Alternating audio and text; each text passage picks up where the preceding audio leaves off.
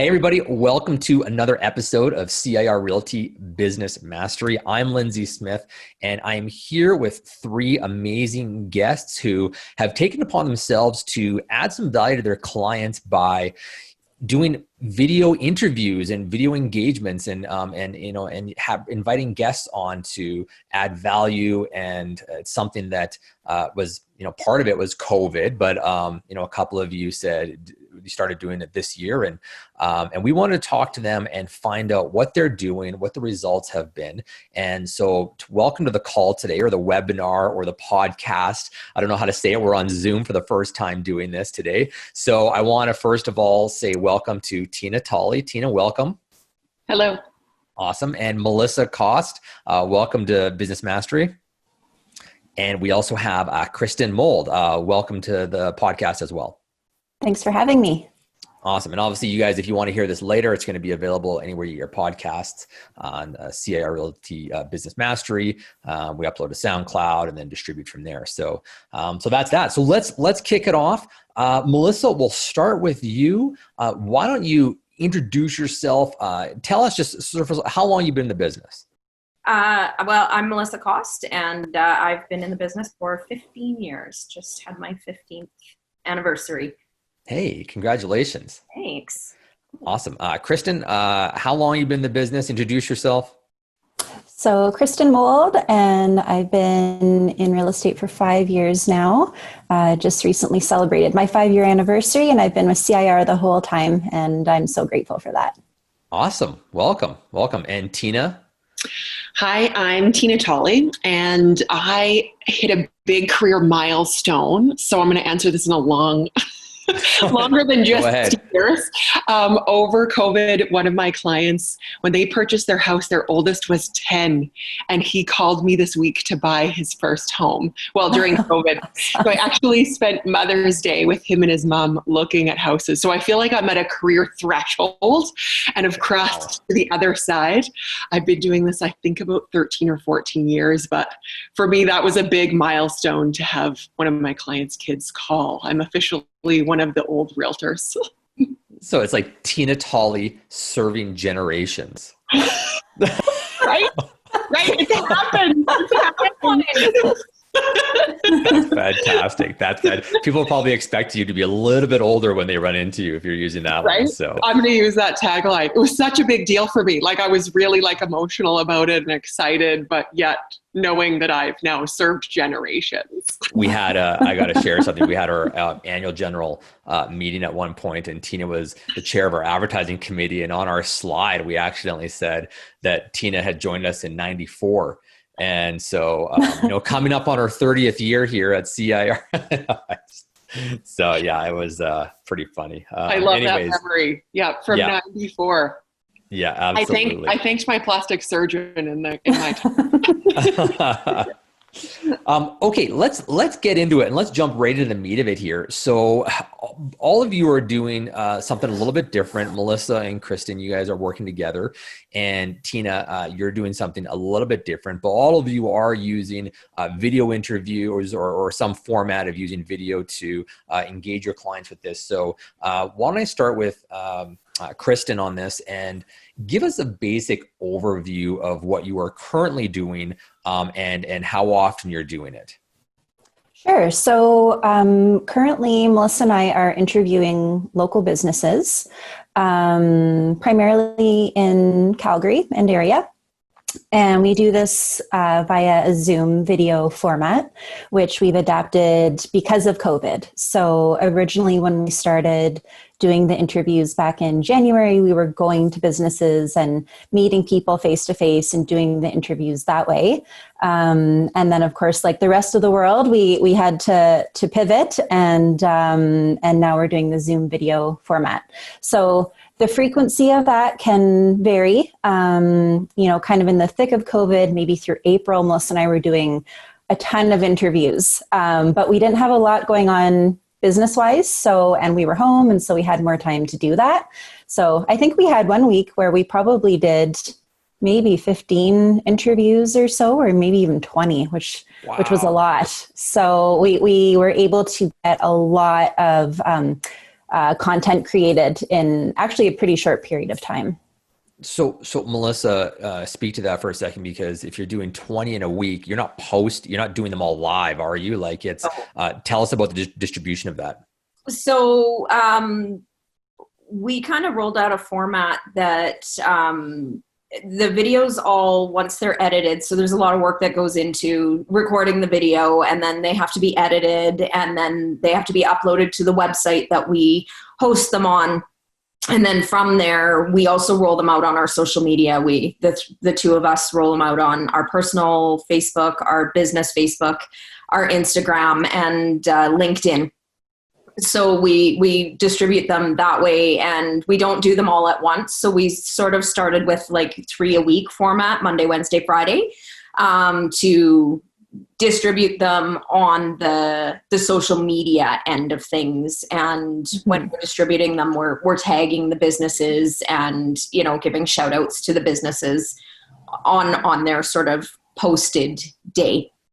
And then as they had been putting stuff on their stories, on Instagram stories is great. We can share on our stories, we can share promotions or things that they were doing. So we were cross promoting those businesses all throughout on different days. Just if we saw that they were doing something that we wanted to share, we would just tag them in our story. And yeah.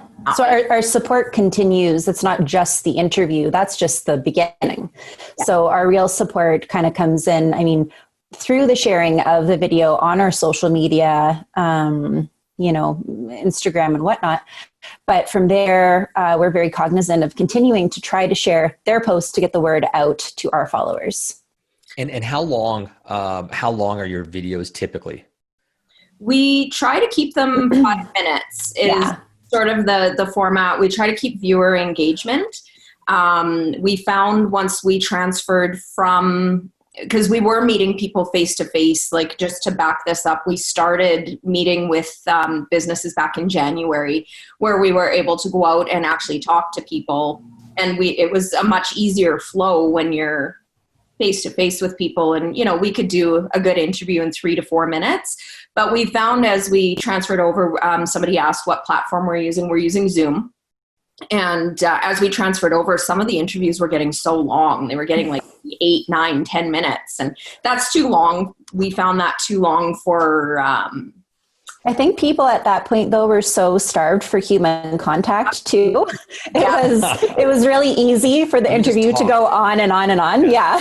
But we modified that.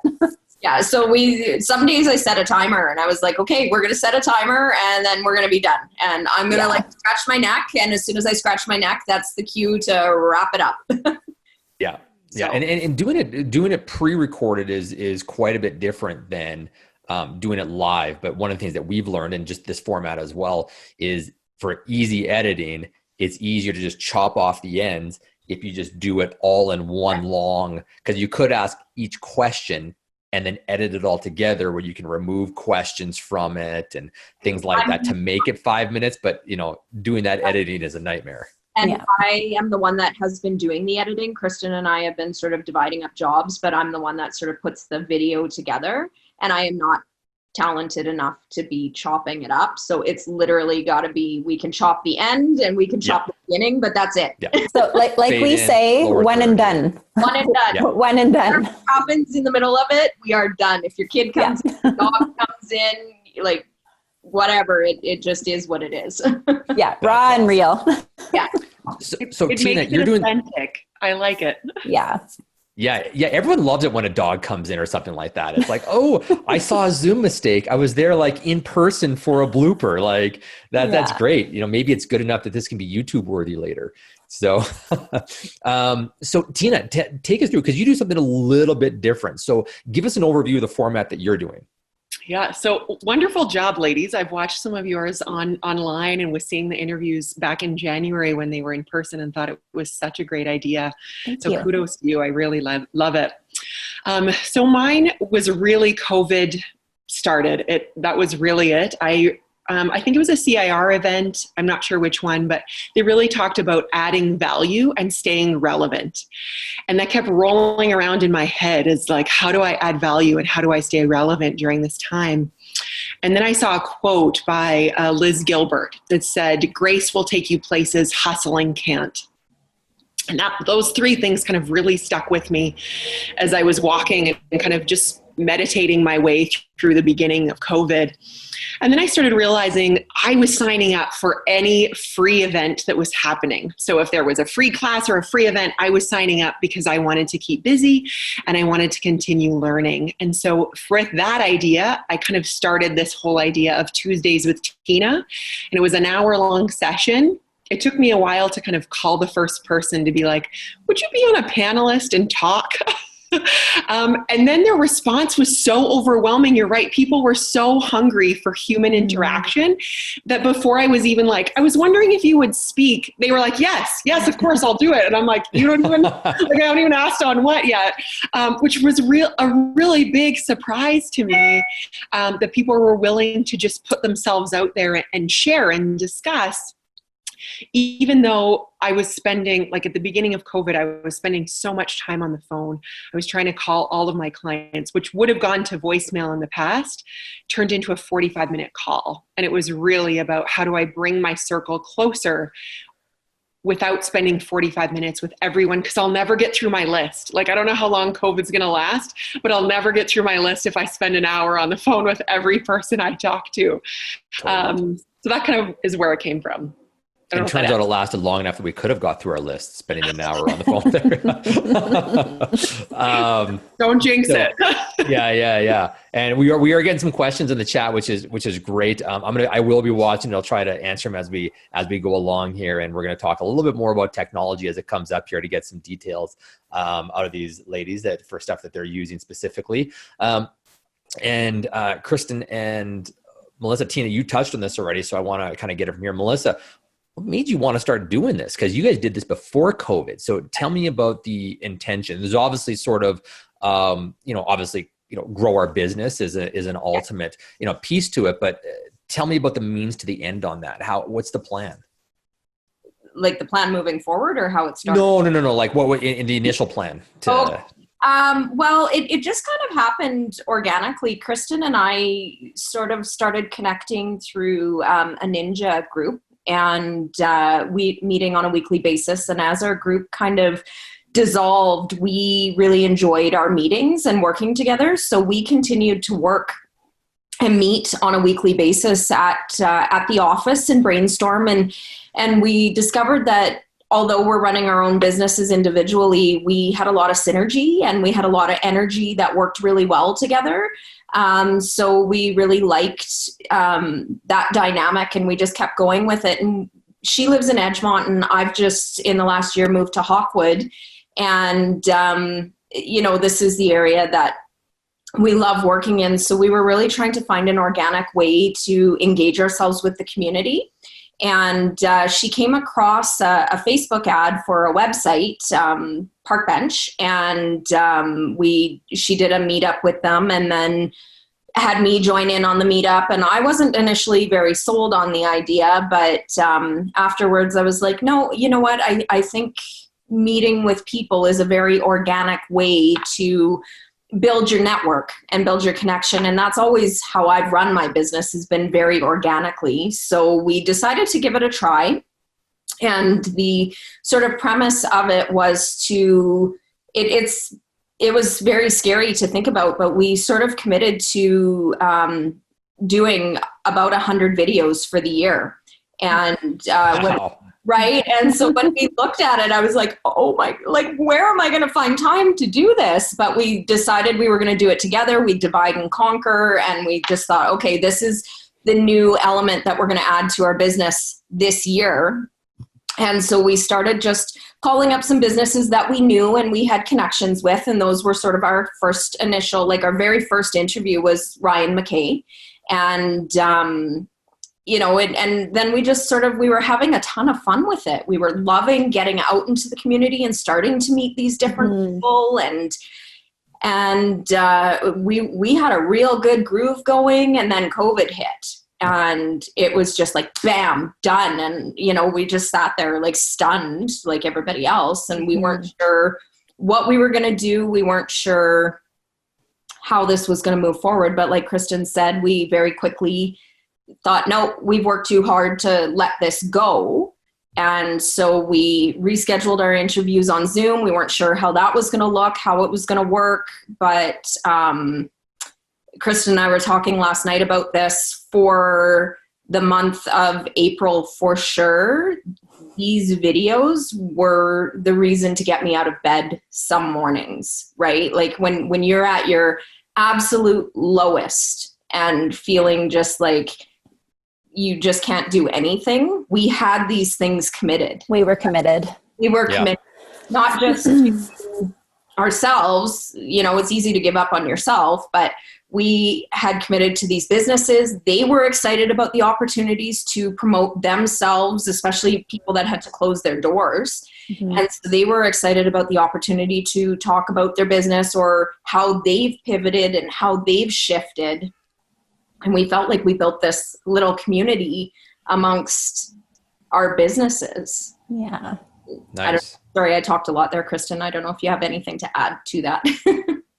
That was good. No, that was good. That was great. So Tina, now you have a variety of topics, and obviously, Kristin and Melissa, you guys are focusing on business owners. You guys are going out there. So, in terms of format, Tina, how are you choosing your guests and topics? And tell us what sort of tell us what that theme is that you're shooting for there. Yeah, I don't know that I have an underlying theme. I kind of started as to what am I struggling with and what are my stresses. And so first it was like, okay, finances, everybody's, financial runway has changed. So let's talk about it. Let's have a discussion. How do we save money? So that was my first one. I had some panelists on that I knew either were great savers, were great with their money.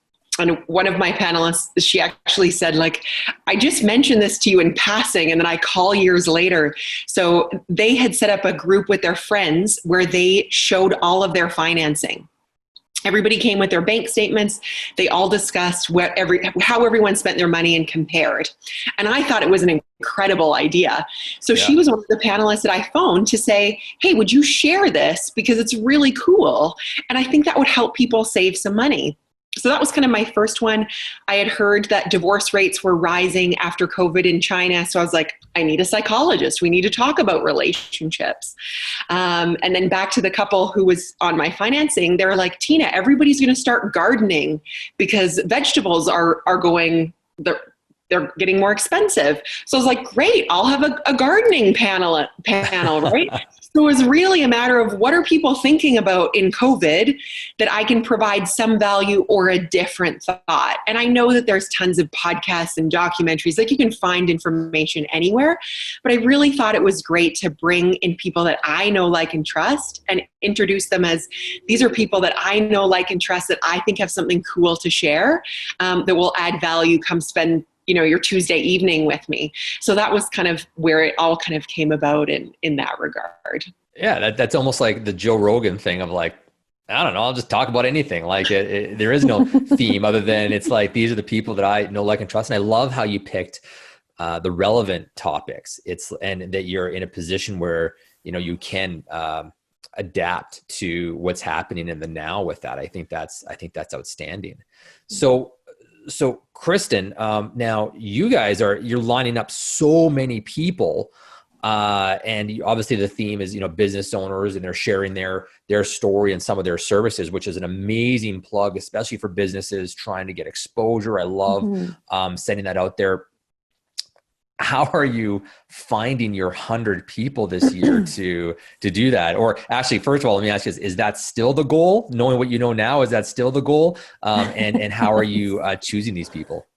Yeah, well, Melissa and I we're well on our way. We're already past the halfway mark of our goal of 100, and it's only June the 1st. Wow. So the way that primarily we're choosing the businesses. At first, I think it was just mostly Melissa and I would see, or maybe had like some shops or stores that we frequented. And so we thought, well, let's chat with them and see if they're open to it. And that's kind of evolved, especially since COVID, to reaching out to businesses via Instagram. So businesses that already maybe have a bit of an Instagram presence, They might already follow us. We might follow them. There might already be some sort of a connection that way.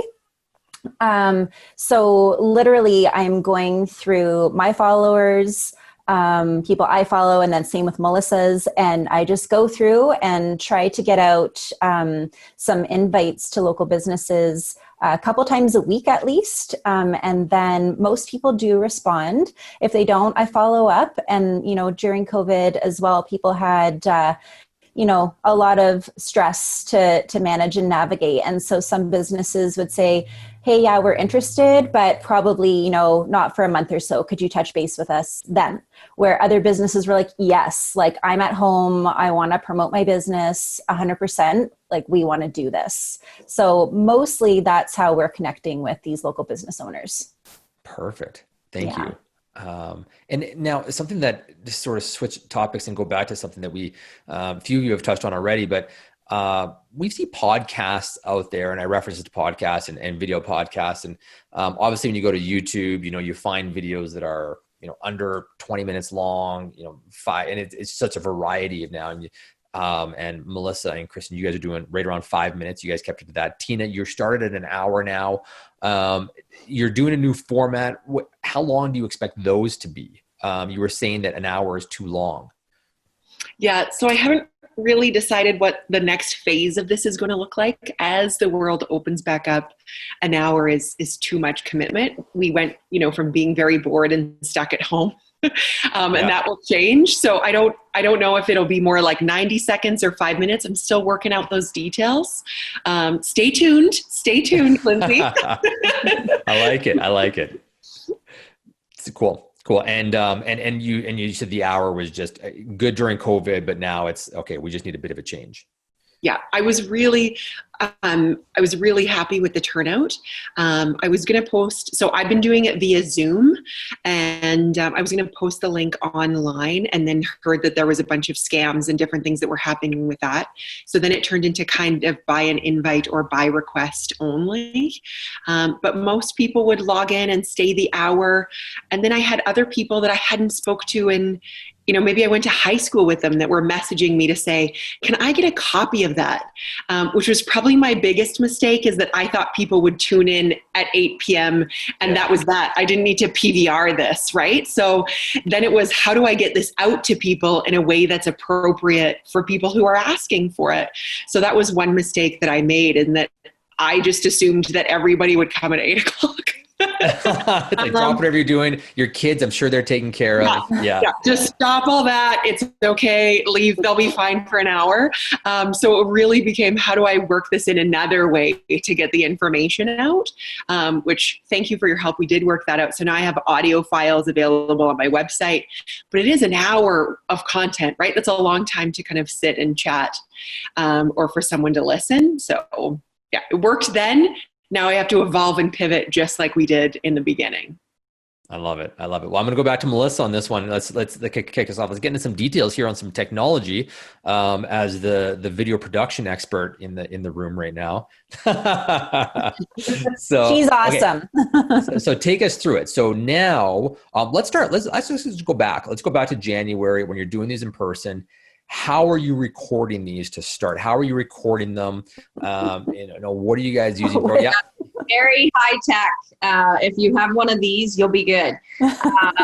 But we did find that the microphone on those videos was lacking. So just as COVID was sort of rearing its ugly head, we were discussing that we do need to get some type of microphone system to make the interviews a little bit crisper, and then bam, that was over. So I think it's something that needs to get tabled again. As I don't know when we're gonna feel like it's time to start interviewing people face to face. That's a decision that we'll have to have and see how people are comfortable with.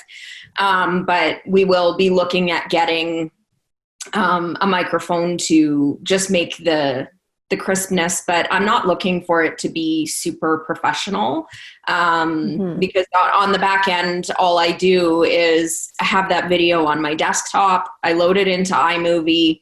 We created a little graphic for the end of the video. In the video, I just type in who we're interviewing, like what their name is, their business. And at the end, I just put the link to the website that they can go visit to find out more information about that business. And that's about it. I download it and I email a copy to the business that we interviewed. And a lot of them have shared it with their networks and on their social media. So they get a copy of the file, and then I upload it to YouTube, and then it just sort of goes off out there. So that's one of the things that's so great about interviewing businesses or anybody actually, and anybody that has a network or is an influencer, because and to Tina's point, I was surprised that people were excited to do this. Well, anytime someone asks you to be an expert and to talk about something, it's a big compliment. Just the fact that you've called to ask them to be on, it's flattering. And then sort of that, I'm going to use the word narcissistic, but in sort of a positive way, our ego, we want to share that because it makes us feel good. And then you are sharing it out there. And as a business owner, for me to have a great reason to share this with my audience, and then you guys are also looking at what you're doing to be creative and innovative and interviewing these people and setting up this platform for that. It looks great for everybody. So business owners really are one of the best audiences for this. For that reason, they can send that out there. So to reiterate, okay, so on your iPhone, you were recording it, you were using iMovie, and then you guys are putting that on YouTube, correct? Yeah. Okay. So then now you're using Zoom, and are you recording to your desktop or in the cloud? I'm recording to my desktop. Okay, so you record your desktop, you take that file, you edit it, you put in your, it's called lower thirds, where you put in the title of the person, and then you upload that onto YouTube, and then it's a YouTube link that you're sharing. Yeah, the YouTube link. No, we're sharing the link from the Park Bench website. From Park Bench. Okay, perfect. It has to be on YouTube. Posted on YouTube to go to the Park Bench website. Yeah. And then Instagram, of course, you have to be able to save the file on your phone. So there's like a lot of back and forth between going from the phone to the desktop. So AirDrop is my best friend, really. Just kind of sending the videos back and forth. And Cool. And now, Kristin, you're using Instagram as well? So I use Instagram as well. And so when Melissa and I are doing the videos, and after she's done editing, she's posting them to YouTube, and then I post them to our Park Bench website. But typically what we do is we have a schedule where we're posting videos on our social media, over the course of weeks, like Monday, Wednesday, Friday. That's when we'll feature one of the businesses. But in the meantime, Melissa gets the MP4 sent over to the businesses as soon as it's done, and they can put it on their Instagram immediately if they want to. Yeah. And so for Instagram, is it automatically, because you get the 1 minute, and then is it switching over to IGTV? Is that how it's working? Yeah. Yeah. You can create a series in IGTV. So we call our series Heart and Hustle. So I just upload it to the Heart and Hustle series on my IGTV. Perfect. Okay, Tina, so now you've been doing it a little bit different. You're still using Zoom. So you're getting the file, and are you recording that in the cloud or on your computer? I record it on my computer. Okay. Because the Zoom account will probably go by the wayside when I stop doing these. So they're recorded on my hard drive. Fair. And then what are you doing with it from there? Well, thanks to Lindsay's help, I now upload the audio, which again is a little bit different. When I started, I wasn't putting it in presentation mode because everybody who was participating, I knew, and I wanted to see their faces and be able to message them separately. And I felt like it was a bit of a breach of confidentiality to now upload this video with people's names and faces. So I took the audio file, put it on SoundCloud, thanks to Lindsay, and then took the SoundCloud and put it on my website. And that's where it is now for people to check. And then I have, for some of my panelists, they weren't selling anything, right? Like one of my panelists, they had a tower garden in their house. So you can grow lettuce in your kitchen. And she spoke about that. She's not selling it. So she doesn't have a website or any links to kind of go to, but some of my panelists do have other businesses. And so then I have their website is linked now on my website, so people can source them out after they've listened to the hour-long chat. Perfect. And keeping it, you guys are all keeping it pretty simple in terms of the technology that you're using. Mm-hmm. You guys are, so Melissa and Tina, it looks like you guys are just on your laptops, and you're using the webcam that's built into your laptop. Is that correct? Okay. And then the microphone, the built-in mic and speakers that's on your laptop as well, correct? Yep. And then Kristin, you're doing most of that except, and for the audio portion, they are nodding yes, because we have a video. And then Kristin, you're using laptop and camera as well. Mm-hmm. And then, but you have your earphone with the wired Apple, earbuds. Old school. Yeah. Yeah. Earbuds. I always forget AirPods versus earbuds. Yeah. Yeah. And it sounds great. Like actually the laptop and the mics are great as long as you're close enough to the mic. I think it's great. If you were across the room, it'd be a challenge, obviously. And that's with anything. But you don't necessarily need a lav when you're sitting in front of your laptop. Mm-hmm. So great. That's awesome. Okay. So no real special mics or cameras or anything like that at this point. Even before is the iPhone, and the iPhones are amazing these days. Like the quality that's spitting out. I always recommend anybody that is doing video, lighting and audio are the two biggest things. All cameras typically are good enough these days, but lighting and audio are just the key to making it look great. So let's talk about the promotion. I know we touched on it, but let's just go through it again. So Tina, you have your meeting is starting, or you're going to be doing this meeting, and now you've called yours Tuesdays with Tina, which is actually a promotion in and of itself, because then I would come to expect that come Tuesday, I can expect a meeting to be available, which makes it very, very easy. And there's actually some there's some strategy to that, which is awesome. So tell us how people hear about it. And I know you said you're doing it by invite only, but how are you doing that? I would like to say it was by strategy, Lindsay, that I picked Tuesdays with Tina. I just thought that would be easy to remember. But I wasn't really thinking that through COVID, nobody knew what day of the week it was, right? It was, is this Sunday? Is it Tuesday? And I did receive several messages that was like, I forgot what day it was. Like, I'm logged in. Where are you? Like it's Wednesday, like it's Tuesday with Tina. So which is kind of funny in and of itself. But really I reached out again, back to my database of past clients through social media, Facebook, Instagram.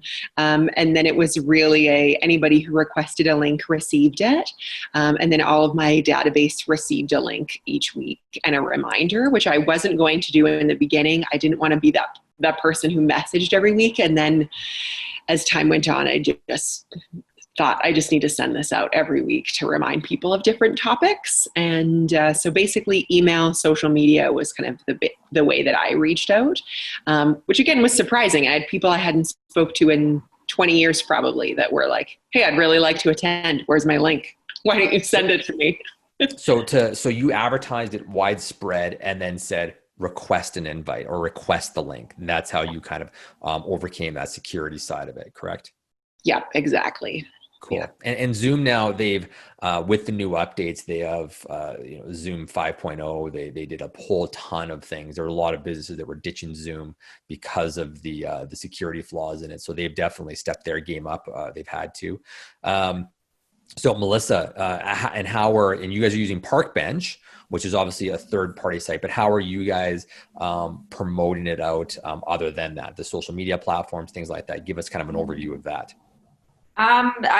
That's pretty much it. Is just like I said, we put the videos on 3 times a week on Instagram, Facebook, and LinkedIn, as well as the Parkbench website. And Kristin, where are you guys getting the best response from, do you think, in terms of people looking at it, or where are you getting the most eyeballs on it? I would say Instagram for sure, and LinkedIn actually. Really? So LinkedIn is one of those interesting sites where you may not necessarily get engagement as far as likes and comments go, but you can track how many views there are. And so I tend to notice that with LinkedIn and Instagram, we get the most views. And I love that on Instagram as well, because pretty much all of the businesses that we have interviewed are on Instagram. Like if they're on anything, they're on Facebook and Instagram. LinkedIn is kind of hit or miss. But that way on those two other platforms, we can tag those individuals. And I always post the video, which I then share to my story. So it's like sharing within kind of two platforms on like within just Instagram. So that way you're like doubling up on potential viewers that way, which I love. And just, I want to go back to, for a moment when we were talking about actually making the videos and how we do them and that sort of thing. But I just want to put some emphasis on, Melissa and I really are all about one and done, back to that again, because we do want to put out quality content, and we want it to look pretty. We want it to look nice. We want it to sound good.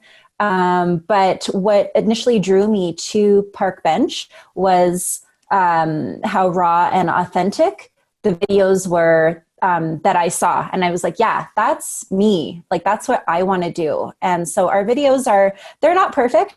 And, Melissa does take some time to edit them, but they're not perfect. And I think that that's maybe what's appealing about them, is just the rawness and the realness. And to speak to that, if we look at the success of, and this is heavily edited, so it's not a great example, but SGN, John Krasinski's Some Good News Network, if you've been watching that on YouTube, and now CBS picked it up, so it's going to be turned into a show. But people love seeing John Krasinski with like handmade signs, and Jimmy Fallon with his daughters like getting into the videos, and you've seen these celebrities in their home environment talking on crappy audio from a laptop. Not that it's crappy, but you know what I mean. It's like people love that because you get to see these people as humans, maybe without makeup one day or something like that. And there's something that is so cool about that, and gives us that connection to them. So I definitely appreciate that. Yeah. I've messed up like business names and like the names of the people we're interviewing, and I've messed up the website at the end, but I mean, it doesn't really matter. Like, that's not it, right? Like, that's not what matters. It's that we're interviewing these people and having an authentic conversation and featuring their biz. That's what it's about. I love it. Okay. So now let's switch gears a little bit now. How do you define success with these, and what results have you had? Are you hoping to have? Kind of give us that feel to it. Obviously, it's pretty new still for a lot of it. But what results and response have you had from your audience? What response and results do you hope to have? Melissa, maybe kick us off with that.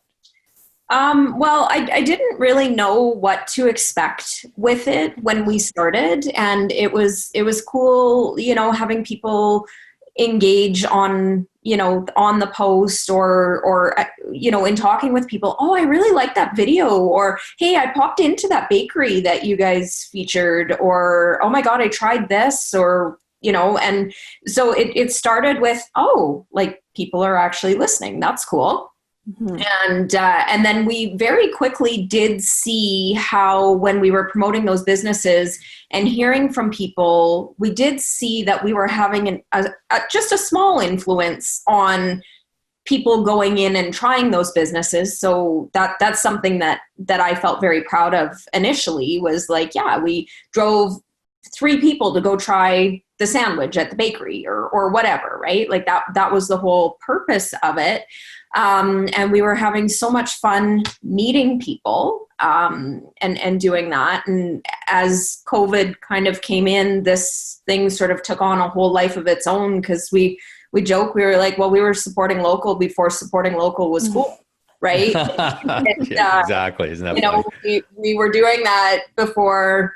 Now that's what everybody's doing. And Kristin, I don't know if.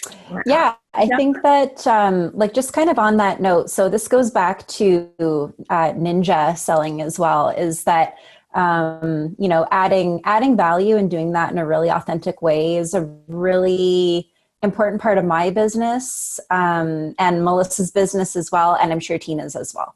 So that's something just kind of ingrained in my soul now, ingrained in my business practice. So through doing these interviews and reaching out to local business owners, the only thing that we're asking for is their time. Right. So we're just asking for their time. And through that, that's actually helped Melissa and I grow our database in a very authentic way. So we're learning right now, because we have been kind of in the learning stage and kind of in the thick of it of doing all these interviews. Our next phase will be, you know, what does the follow-up look like? Like, how do we continue to nurture and support these businesses? Right. And just through that very authentic connection, we've had some of these business owners reach out to us for some real estate guidance. Nice. Which is amazing. So, you know, if that's a nice side effect of all of this, that makes me really happy. Oh, that would totally just activate that law of reciprocity of wanting to give back and help out the people that were helping them, especially when we start talking about COVID. And a lot of this is almost too soon to see results, because you know, we're just coming out of lockdown now, and that the market's just starting to pick up again.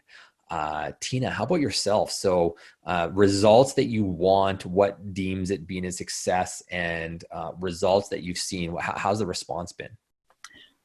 Good. You know what? It's interesting because it's weird how your perspective can kind of change. When I phoned my first panelists, I was like, it might just be us on the call. Like, there might just be 5 people. Like, nobody might come. Yeah. And then I think I had probably around 15 to 20 in attendance the first one. And I was like, oh, that's okay. And then I attended a women's entrepreneurship event across Canada, of course, online during COVID. And I want to say they had around 30, which at first I was like, oh, my 15 is like, that's not that great. I don't know. And then when I went to this like Canada-wide event and there was only about 30, I was like, okay, maybe my numbers are pretty good. Like, this is okay. Yeah. And then I was getting outstanding, like people were messaging being like, I missed it. I can't believe it. Can you send it to me? And so I was getting so many requests. I've got some beautiful comments on social media, some great like private messages about how this is exactly what I needed and my family needed this and we've implemented these changes. So really right now it's been more about like a personal connection, which has really been beautiful and has kind of filled my soul with some joy during this whole time and given me something to look forward to. I've probably taken the most out of all of the sessions. So I've grown personally, which has been beautiful as well. You can never go wrong with that. And I'd like to speak to that as we were doing this, and it sort of gave me motivation to kind of keep going. In the end, as I've looked back over the last couple of months, this saved me, right? Like it just the connection with Kristin, the accountability, the feeling like I was doing something when there was nothing to do. We can't go out and do open houses. We can't go out and do the things that we know and have been doing for however many years to interact with people. Like, you know, I did a couple market evaluations on Zoom, and I hate it, right? Like I hate not being able to be in people's homes. And so this just made me feel like I was doing something, because you just sit there and you're like, what do I do? What do I do? What do I do? Like, how do I do something, right? When you don't know what to do, right? And, you know, I watched our Facebook pages, our agent Facebook pages, and everybody was feeling the same way. Everybody was scared. Everybody was confused. And for me, this gave me purpose. Like you know, in my business, it gave me purpose. We have a whole other element with family, but in my business, when there was no business happening, this was how I could help my business. And very early, you said something, Lindsay, in one of the meetings, and you said, you know, if you sit back and just watch Netflix through COVID, and then wonder when this is over, what happened. I can't remember exactly how you worded it, but I really took it to heart that I have to do something. Like, I worked on my business for 15 years and I refused to let a virus kill that work, right? So this was as much for me as it was for these businesses. So it took on a life of its own. For sure. Through COVID, for sure. I love that. And I love the concept that, well, there's so many things, so many different places to dive into this. I mean, one of them is that concept. If you tell somebody, hey, I'm going to show up, or we're interviewing you Friday at 11, to your point, got to put your pants on or your skirts or whatever it happens to be. You got to, at least a shirt. You got to shower. Yeah. You got to, that's right. That's right. The classic COVID question. So what kind of pants is everybody wearing on the call? So don't answer. But this is it. It gets you going. It gets you out of, and you have a purpose, and you're actually working for something almost bigger than yourself. It's like these businesses need our help. My audience needs something to do. We talked about, I can't remember if it was on this or in our pre thing, but divorce rates, may go up during COVID. So you said, Tina, you're like, so I'm going to bring on a relationship expert.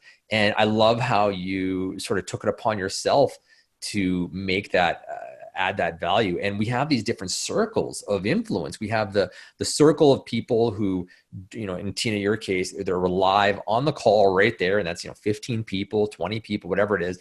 And then you have this extra circle of the people who will watch it later.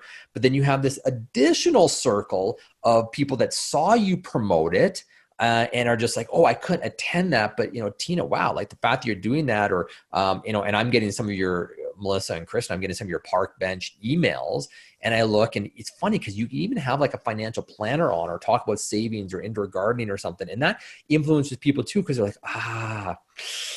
they did this, I should really get on that. And the other side of it, just the overall piece here, is that they see you doing stuff. And I got to say, of all the things I did in my business when I was growing up with my real estate team, lots of stuff didn't work at all. Like it didn't, but we talked so much about it that people just looked at us and said, wow, you're just always doing stuff.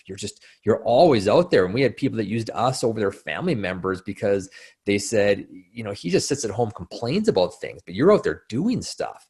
And, hey, we didn't see your Yellow Pages ad in the Yellow Pages, but we'd still like to use you anyways. And you're like, oh, good. Well, no one saw the Yellow Pages ad. That's the running joke. So that was that. So I think that's outstanding. And I think that we're going to see more results from it coming forward here.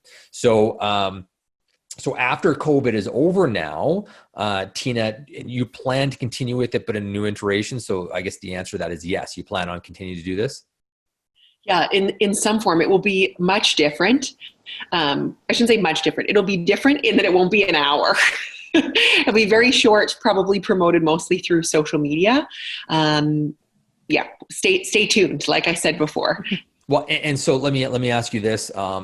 Any other mistakes that you can think of that we might not have touched on already? You said that mistake, obviously it's a bit too long currently. The format of the screen of having all the different viewers on there. Anything else that you would say was sort of a mistake and then something you do differently?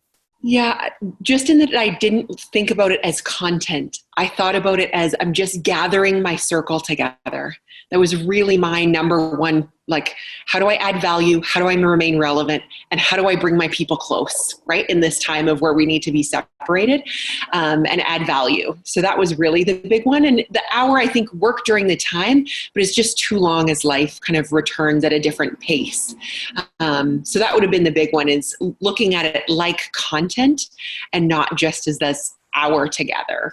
In hindsight, as you said, I did something, and I need to really celebrate the something, which I think maybe as women, it's great that there's three of us on the call. As women, I don't think we really celebrate ourselves enough and say, hey, we did this. And it's incredible what you guys are doing. It's incredible. And I think we need to celebrate it. So awesome. And the guy with the girl's name is on the call. Right, well. right. You count. Yeah. Count. Melissa, so tell us, you guys are, or maybe not obvious, but you guys are planning on continuing this. You guys got a goal to reach. and what mistakes did you make, and what will you be potentially doing differently moving forward? I don't know that we made I'm sure we made mistakes. You talked about the audio.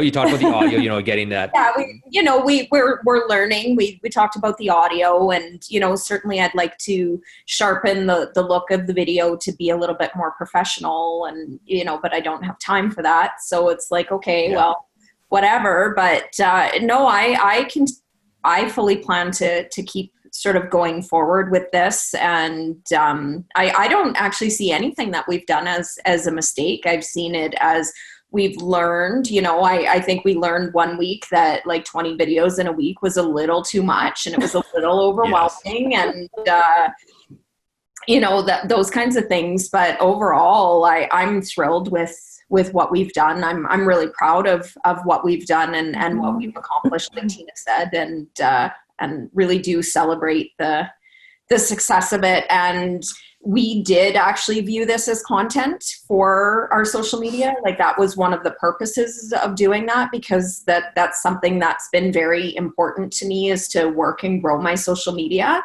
And I've been doing it without any outside help. I haven't been having anybody post for me. I've been doing it all myself. So it's a lot slower than I'd like it to be. But this creates a ton of content for us in that easy, organic way. And I believe it made us look very, very busy in a time period where and I'd say we were very, very busy, but ultimately we weren't nearly as busy doing what we wanted to be doing, which was out there selling houses, right? Selling homes, So instead we were busy connecting. I'll give a quick tip or a thought. And anytime you do video, it's actually 3 pieces of content because you have obviously the video itself that you can show on YouTube or things like that. You have the audio that can become a podcast, and even length of podcast. And I'll go back to Joe Rogan, which I think is the #1 podcast out there right now. And his sessions are about 2 hours. And, but people listen to podcasts while they drive, while they're doing other mundane activities. So you can sort of get through it. It remembers where you are. So if you do get it onto something like SoundCloud that has an RSS feed, that's what it's called, then now people can access it from their podcast systems, whatever they use. And so that's beautiful. So then you have the audio portion of it. And then the third piece of content that you actually have is you can get somebody to transcribe these. And it becomes, you can use them for articles, and even your 5-minute ones that you guys are doing. 3.5 minutes is about 1 full page of text to kind of give you some idea on it. So if you're looking for website content now that Google crawlers and spiders can actually do, I used a girl out of the US, and she doesn't do it anymore, but actually she might if I called her, but she was just transcribing my audio for $1 a minute. And she would have it back to me. So I'd have a half-hour interview with somebody, or I would do a half-hour education session. She would transcribe that for $30 and send it to me 45 minutes later. She was unbelievably fast. And then I would send that to my assistant or something like that to just make it a bit more readable. But then now you put some images in it, and it becomes an article that you can use on your website, and a profile on a business where you have the video in there. You also have the transcription, and now Google picks it up for Google Juice and things like that. So a little tidbit out there. So anytime you do a video, it becomes a bunch of different content, which is great. Awesome. Kristin, what advice would you give to someone looking to do similarly here? Somebody looking to do something similar. Yeah, I would say be prepared. It depends on, like my mentality is, if you're going to do something, put your whole heart into it. And especially during COVID, my belief and philosophy has been to take massive action. And so that right there was a part of Melissa and I putting out and connecting with so many business owners, was like, let's not talk to 5 business owners, let's talk to 30. So, depending on how far you want to take it, if you're thinking about, say, interviewing local businesses for an example, it is a time commitment.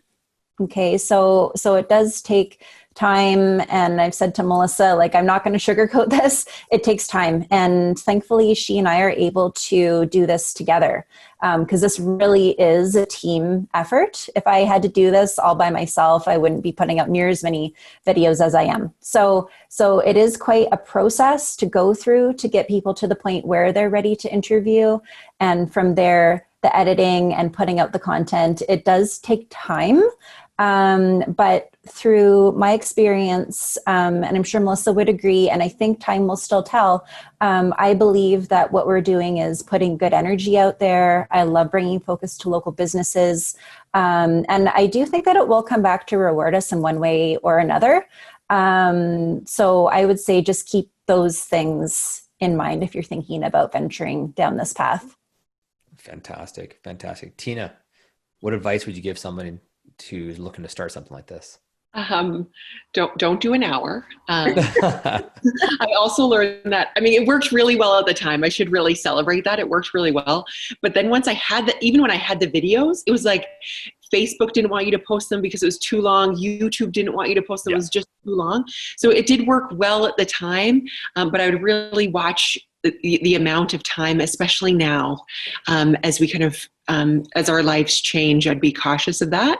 And the rest, I think, you know what, just do it. And you've said this before, Lindsay, like, just start with version 1. It might not be perfect. Right now you come across as so authentic, which I love your videos because you do come across as so authentic. You ladies have done a great job with that. And I think that's so important right now in our world, is just be authentic and do it. Start with something, and it will evolve as you do. And that's cool too, right? I love how you're like, don't do an hour as you're on a 1-hour podcast. Thank you for that, Tina. That's fantastic advice. Just kidding. For someone starting out, you guys are experienced. I'm just kidding. Melissa, take us home. What advice would you give someone looking to do something similar? I really think, like they said, just get out there and do it. If you have this idea, just don't let fear stop you. And I think that's we always get in our own way of doing things, and you can't create something if you don't try. And, you know, I put stuff out there that hasn't worked and it hasn't engaged, and that's okay. Right. But if you don't do it, you're never going to know. And just like literally just get over yourself. Like, it doesn't matter what you look like. It doesn't matter what you look like in front of the camera. I mean, I'm sitting here criticizing myself the whole time, but who cares, right? Like, as far as I'm aware, nobody's sitting here judging me. So why am I judging myself? And the feedback, the reward that you're going to get from whatever platform or whichever way that you decide to move forward with it, even if it's just you've been scared to go to your listing and do a virtual walkthrough, right? Like, just do it. And, you know, I adopted very, very early. I've been using video for probably over a year now, just like doing video walkthroughs and stuff. And I just sort of adopted that one and done. I'm not going to redo it. So if I fumble, I fumble. Like, I very early started virtual open houses as soon as we had the platform to do that.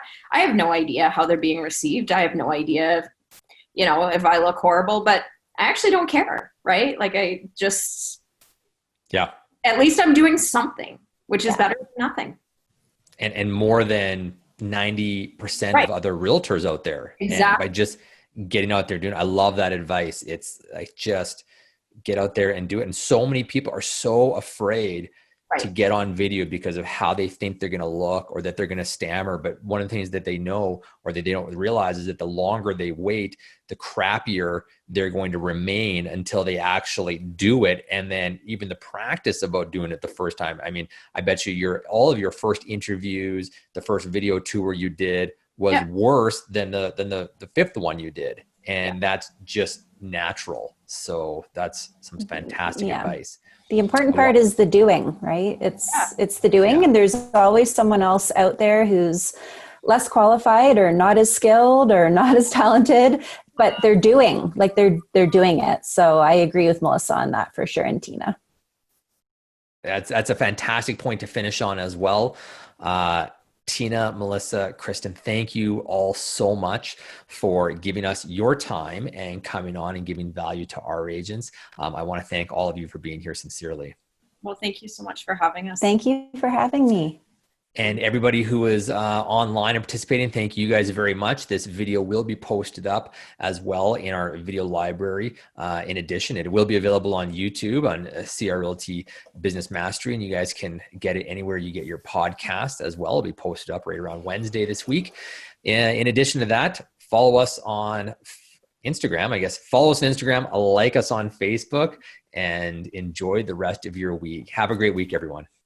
Thank you. Thank you. Bye. Talk to you soon. Bye.